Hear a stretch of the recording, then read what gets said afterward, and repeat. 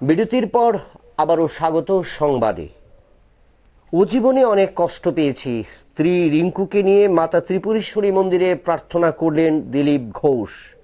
আশীর্বাদ চাইলেন পদ্মশ্রী সম্মানপ্রাপ্ত স্বামী চিত্ত মহারাজের কাছে। পুত্র শোকে বিহ্বল স্ত্রীকে নিয়ে ত্রিপুরায় আসলেন বঙ্গ বিজেপি নেতা দিলীপ ঘোষ। আমরা জানবো আমাদের প্রতিনিধি কি বলছেন সেই বিষয়ে। দিলীপ ঘোষের রাজ্য সফর কিসের জন্য?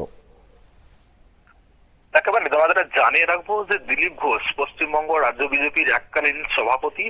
বর্তমানে কিন্তু তিনি প্রাক্তন, যদিও তিনি প্রাক্তন কিন্তু রাজনৈতিক যদি তার উত্থানটা দেখা যায় যে তিনি রাজনীতিতে যোগ দেওয়ার পর খড়গপুরের বিধায়ক এবং মেদিনীপুরের সাংসদ। তার পরবর্তীকাল থেকে কিন্তু যখন থেকে তার রাজ্য সভাপতির পদ গেছে, কেন্দ্রে তাকে সহসভাপতির দায়িত্ব দেওয়া হয়েছে। বিভিন্ন সময় তিনি বিভিন্ন রাজ্যে গেছেন এবং তার জীবনের নতুন অধ্যায় শুরু হয়েছে। তিনি কিন্তু তার জীবন সঙ্গিনী বেছে নিয়েছেন। একটা সময় বলতে শোনা গিয়েছিল দিলীপ ঘোষকে, তিনি যখন খড়গপুরে এসেছিলেন, যখন তিনি তৃণমূলের সঙ্গে কোনো বাক বিতণ্ডায় জড়িয়েছেন, তখন তিনি বলেছিলেন যে আমার আগে পিছনে কেউ নেই, আমি কিন্তু কোনো কিছু মানি না, আমার গাড়ির চাকার সামনে যদি কেউ আসে আমি কিন্তু গাড়ি তার উপর দিকে চালিয়ে দেবো। অর্থাৎ একেবারে কি বলবো, রুক্ষ সূক্ষ্ম মেজাজে তিনি কিন্তু রাজনীতিটা করতেন এবং শাসক দল অর্থাৎ তৃণমূল কংগ্রেসের সঙ্গে যখন বরাবরই তার মুখোমুখি হতো তিনি কিন্তু কড়া ভাষায় জবাব দিতেন। লাস্ট খড়গপুরে যে বিবাদ হয়েছিল তখন তিনি জানিয়েছিলেন যে মাও কিন্তু তার খাতার থেকে নামটা কেটে দিয়েছে, অর্থাৎ দিলীপ ঘোষের কোনো পিছু টান নেই। কিন্তু তার 1 মাসের মধ্যেই কিন্তু আমরা দেখেছি যে দিলীপ ঘোষের যে নতুন একটা অধ্যায়, নতুন একটা জীবন, অর্থাৎ সাংসারিক জীবনে তিনি কিন্তু প্রবেশ করেন। চিরাচরিত তার যে রুটিন, সকালবেলা উঠে তিনি কিন্তু যে পার্কে যেতেন সেখানেই পরিচিত হয়েছিল দলের এক কর্মী এবং লাস্ট মুহূর্তে মায়ের সম্মান রাখার জন্য তিনি সিদ্ধান্ত নেন এবং বিয়ে করেন। বিয়ের পরেই কিন্তু দেখলাম যে যাকে বিয়ে করেছিলেন রিঙ্কু মজুমদার, তার প্রথম পক্ষের যিনি সন্তান তিনি কিন্তু আত্মহত্যা করেছেন। বিষয়টি যদিও অচেনা অজানা, কিন্তু শাসক দলের পক্ষ থেকে বলা হয়েছিল যে তার মায়ের এই ধরনের কাণ্ডকলাপ তিনি হয়তো মেনে নিতে তার জন্য আত্মহত্যা করেছেন। বা আমাদের পুলিশ সূত্রে জানা গিয়েছিল যে সাময়িকভাবে তার মেয়ের সাথে সম্পর্কের বিষয় ছিল, যার ফলে কিন্তু তিনি এই ধরনের ঘটনা ঘটিয়েছেন।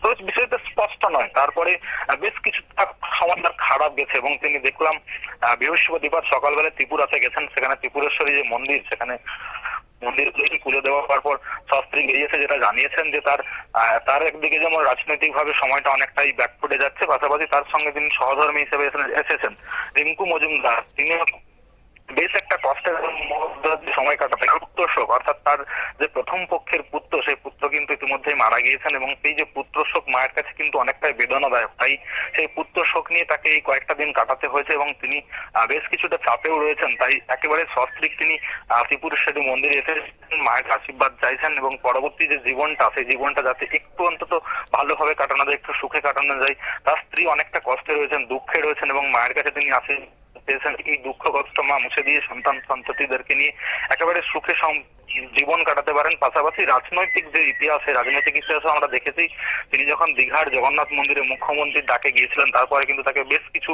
দলের বিভিন্ন স্তরের কর্মীদের কাছ থেকে কথা শুনতে হয়েছিল। তো স্বাভাবিকভাবেই দিলীপ ঘোষের এই যে নতুন জীবন, সেই নতুন জীবন যাতে ভালোভাবে কাটে, তাদের যে দাম্পত্য জীবন যাতে ভালোভাবে কাটে, সেই জন্য কিন্তু তিনি মায়ের কাছে এসে আশীর্বাদ নিয়েছেন। এখন দেখার বিষয় তিনি ত্রিপুরা থেকে ফিরে এসে পশ্চিমবঙ্গবাসীর কাছে নতুন করে কিভাবে নিজেকে মেলে ধরেন বা রাজনৈতিক ইতিহাসে কিভাবে পট পরিবর্তন হবে, নতুন 26-এর যে বিধানসভা নির্বাচন সেখানে দিলীপ ঘোষকে কিভাবে দেখতে হবে, পাশাপাশি তার সহধর্মিণী তার সাথে কতটা সহযোগিতা দিয়ে আগিয়ে নিয়ে যেতে পারে দিলীপ ঘোষকে, সেটাই কিন্তু এখন দেখার বিষয়। বিপ্লব, অসংখ্য ধন্যবাদ আমাদের প্রতিনিধি শান্তনু পানকে। আমরা জানলাম যে দিলীপ ঘোষ নতুন জীবন, সংসার জীবন শুরু করেছেন এবং রিঙ্কু মজুমদারকে নিয়ে কিন্তু ত্রিপুরায় এলেন এবং সেই রিঙ্কু মজুমদারকে নিয়ে 51 পীঠের অন্যতম সেই ত্রিপুরেশ্বরী মন্দিরে পুজো দিলেন এবং আজকেই তিনি ত্রিপুরায় এসেছেন এবং সেখানে তিনি তার সহধর্মিণী, নতুন জীবনের সহধর্মিণী রিঙ্কু মজুমদারকে নিয়ে তিনি পুজো দিলেন এবং আগামী দিনে কলকাতার সার্বিক উন্নয়নের জন্য তিনি চাইলেন। এবং আমরা নিয়ে নিচ্ছি এখন এক খবর এই পর্যন্তই। পরবর্তী সংবাদের জন্য চোখ রাখুন নিউজ ভ্যানগার্ডে।